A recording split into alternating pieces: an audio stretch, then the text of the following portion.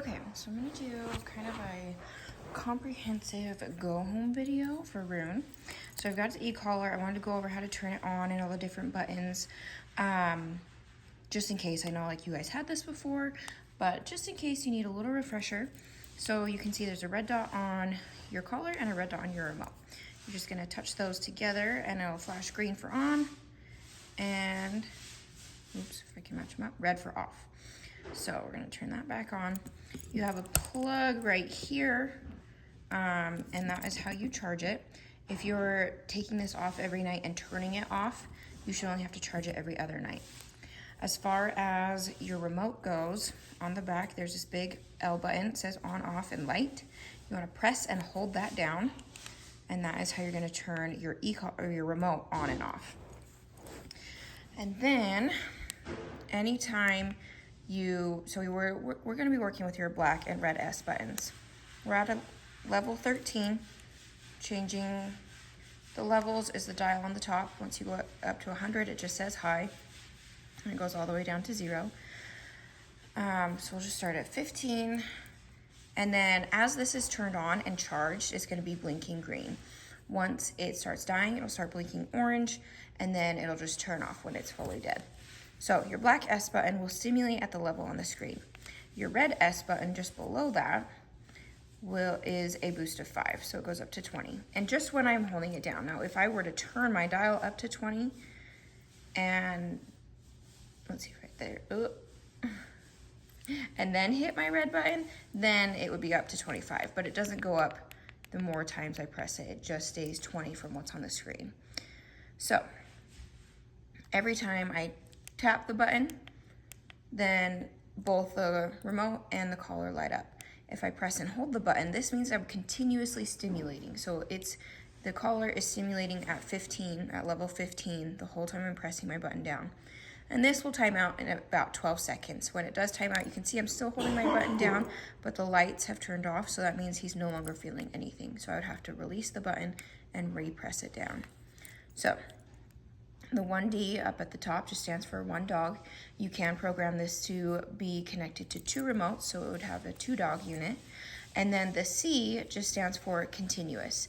If you press and hold this little M/C button back here, that changes the mode. And if the M is there, that means momentary. So that means if I tap or hold the button down, it's just sending 4 or 5, I can't remember, bursts of stimulation through the contact points. So he's been trained on continuous. You want to make sure it's just the C there. And then on this side is the T button. That stands for tone or vibrate. It's automatically set up to vibrate. So if I press that, the whole receiver is vibrating. So I really only use that as kind of an attention grabber or for kennel. So if I say Rune kennel and he's not getting in his kennel, then I'm gonna hold down that T button until he gets in. Otherwise, I'm just using my black and red S buttons. And if I'm holding my stimulation button down, I can change the level and it will increase and decrease as I'm holding the button down. Okay, and then you do have a plug right here for your remote to charge. Another cool feature, this does have an LED light. So instead of pressing and holding this L button on the back of my remote, if I just tap it, it's gonna have that LED light flashing. I tap that button one more time and it stays on, and then one more time and it turns off. So night walks, nighttime let outs, anything like that, you can turn that on and kind of locate him in the yard or just have a light on so that you can be seen in the street. Okay, so I'm gonna stick this collar back on Rune, and we're gonna go through all of the training. So he's been sitting there on place the whole time. That is a reason why I do want the e-collar to be on. It stays on all day. It goes on in the morning, comes off at night. Because dogs are very smart. They can get collar smart and they can get remote smart. So if I only put the collar on when he's being naughty or I specifically want to be working on something, he's going to learn, oh, I only have to be good when this is on. If I just put it on him and it's just part of his daily routine, in the morning it goes on and then at nighttime it comes off, then he's not dumb. He knows it's coming from the e-collar, but it's not as in your face of, hey, this is where your accountability is coming from. And by no means am I a professional videographer. This is just my phone and a tripod, so you'll have to excuse the filming. But, let's see, where did he go? Where did you go, Rune? There you are. So, being that he wears his e-collar all day, every day, he can be maintaining his place command on without the e-collar. So I am gonna go stick it back on him. So I want to make sure that the receiver, the box, goes right behind his ear on either side of his neck, and I'm going to switch sides, the side that it's on every day. It sits a lot more snug than even his regular flat collar, so I want to make sure that I am switching sides so that we give that one side of his neck a break every other day. Getting a little scruffy there. Place. Boy. Just a quick little reminder that me putting the e-collar on, giving him a pet, is not a released command. So the kind of rule of thumb of how tight it goes, the e-collar goes on his neck, you want to be able to fit the tips of your first 3 fingers, these 3 fingers, underneath that strap. So it's tight enough that that receiver box isn't moving. The more it moves, the more those contact points are going to rub his skin raw. So I don't want it to move, but I don't want it to be so tight that it's affecting his breathing. So if you strap it on and he coughs or starts wheezing, you're too tight. If you put it on him and he shakes his head or itches at it and that receiver box swings, you're too loose. Okay, so we are gonna go outside and work on some stuff. Okay, come on.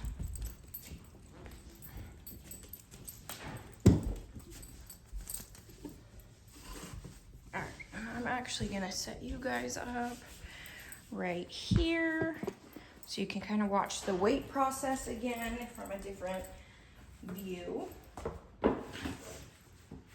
And I'm back down on my levels at that 13. Rune, wait. Wait. Good boy. Good job. Okay. Good boy. All right, come and grab you guys. Come on, Rune. And he doesn't always have to be in a heel. Right now, I'm kind of just letting him do what he wants. He still does have to have manners and be nice. Like he's not pulling on the leash or anything, but he's not in a specific heel command. So you can do that as well. I mean, sniffing is always really good for dogs. So having him be able to go on walks and have a portion of the walk where he's just sniffing around, doing his dog thing, that's totally great. So heel is on your left-hand side. It's gonna take a minute for, I don't know how much you use your e-collar with your other dog, so it does take a minute to kind of get used to holding a leash, paying attention to the dog, holding your e-collar in your hand, making sure that you're correcting when you should be. So give yourself some grace. The first 2 weeks when he comes home will be a learning period, especially for you guys. So don't worry so much about it, just do your best to keep practicing, and you guys will all figure it out together. Okay, Rune, heel. Okay. So this technique is called the crazy man. And it's just because you look so crazy. You're taking a bunch of directional changes. You're going every which way just to kind of, good boy, get him in the mindset of, hey, we're doing something, we're working on heel, I need you to be paying attention. Good job. Good boy. And then you did see him go right into that automatic sit. Perfect, love it. That's what I want to see. If he doesn't do it, it's totally fine. Just make sure that you ask for it. When you stop walking, I do want him to go into that sit. Good job. Okay, Rune, heel. Good. As far as your leash goes, I never want you to be super tight up here because, as you can see, it kind of freaks him out. He doesn't know what's going on. So be loose. I like to hold my leash kind of in the middle, choke up on it. And I'm as natural as I can be. I don't want to, heel. Good boy. I don't want to, come on, always be up on my leash because that's correcting him and he doesn't understand why. And I want to be as natural as I can. Sit. Good boy. At any given time. So The more kind of amped up or stressed out you are, the more he's going to be that way as well. So we just want to make sure that we're as natural as we can be. I'm always paying attention to what he's doing, especially in the beginning, and especially because he's young too. He is a puppy, he's going to mess up, and that's totally okay.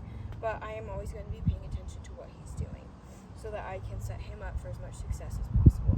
So, good. Okay, heel. Good job, buddy.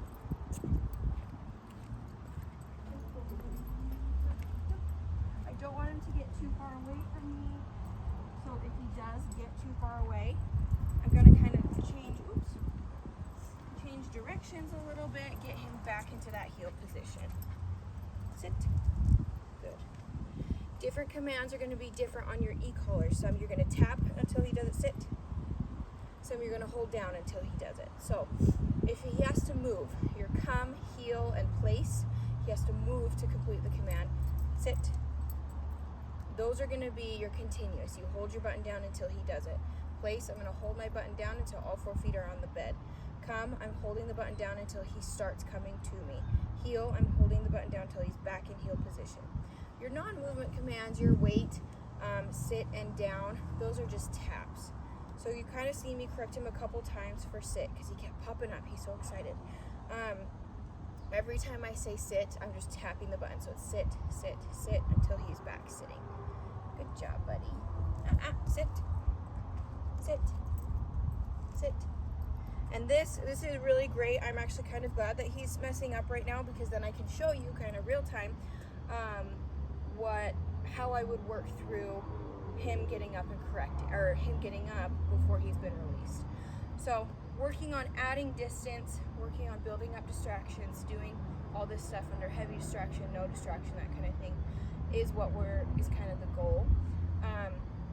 So if he pops up before he's been released or I give him another command, I'm just gonna, no big deal, just start correcting, sit, sit. And I do want him to go back and sit within a foot of where he was. Obviously, unless you stick a piece of tape under his butt, you don't know exactly where he was. But within a foot of where he was, I want him to sit back there. So if he were to run off and go grab a ball in the yard or something, that would turn into a come. I would tell him come, and then I would get him back into a sit in the general vicinity of where he was. Okay.